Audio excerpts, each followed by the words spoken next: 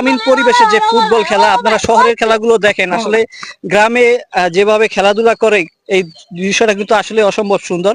এই সাইডটা যদি আপনাদের দেখাই, এটা হলো একবারে নদীর সাইড, সুরমা নদী, ঠিক নদীর পাশেই তারা কিন্তু খেলাধুলা করতেছে, আর অনেক আনন্দ আছে, ভালোবাসা আছে তাদের মধ্যে। আপনাদেরকে আরেকটা শট দেখাবো ভাই। রাজু, আচ্ছা রাজু এখন একটা শট দিব, আর আমাদের গোলকিপার সালিকুদ্দিন। তো দেখি কি করা যায় এই শটটা। ও ও অসম্ভব অসম্ভব ছিল, এই সেভটা কিন্তু খুব ভালো মানের একটা সেভ ছিল। তো আপনারা তো দেখলেনই কি একটা অবস্থা। তো এইখান থেকে কিন্তু বোঝা যায় যে যারা গ্রামীণ পরিবেশে যারা বড় হয়েছে তাদের কিন্তু আসলে শক্তিটা অনেক বেশি।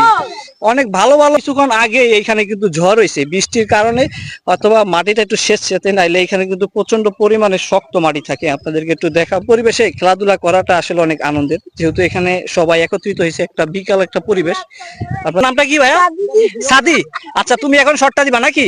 আচ্ছা দেখি সাদির শটে কি গোল হয় কিনা, আপনারা দেখতে পারবেন অবশ্যই। ওটা কিন্তু অসম্ভব সুন্দর ছিল। তোমার নাম রেদওয়ান না? আচ্ছা এখন রেদওয়ান আপনাদের সামনে একটা বলে শট দিবে, দেখি এই রেদওয়ান কি শট দাও। ও যাক, খুব ভালো ছিল, যেহেতু গোলকিটা কিন্তু অনেক স্ট্রং। যাবে, তুমি কোন ক্লাসে পড়ো? ক্লাস 5। ক্লাস 5-এ? আচ্ছা তাহলে তুমি কি এখন এই বলটা শট করবা না? তুমি চেষ্টা করবা বল যাতে নেটের ভিতরে ঢোকে, ঠিক আছে?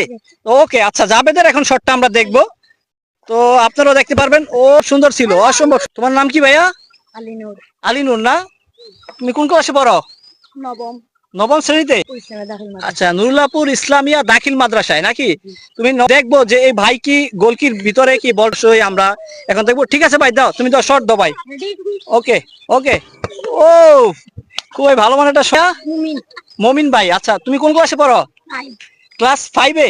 এবার নতুন 5-এ উঠছো না? বই পাইছো? সবাই কি 3 পিস করে পাইছে? আচ্ছা, তো তুমি এখন এই বলটা এই গোলকিপারের ভিতরে ঢুকাতে পারবা? ও ও খুব ভালো ছিল, খুবই ভালো ছিল। নাম কি ভাইয়া তোমার? রিহান আহমদ। কোন ক্লাসে পড়ো? 6-এ।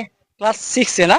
আচ্ছা তুমি এখন এই বলটাকে এই গোল, ও ভালো ভালো ছিল খুব। জেলা ছাতক থানা, আর নুরুল্লাহপুর হলো গ্রাম।